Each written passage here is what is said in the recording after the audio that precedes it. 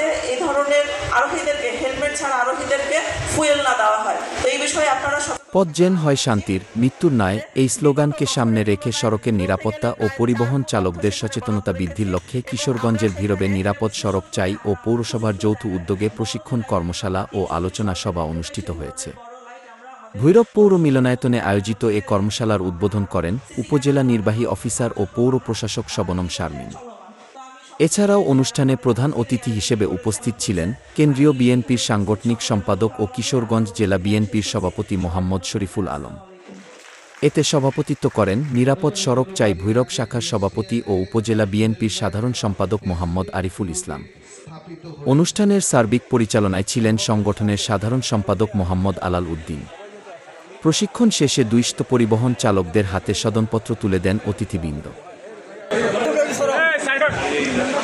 আরে বাবা চেঞ্জ করে দিয়ে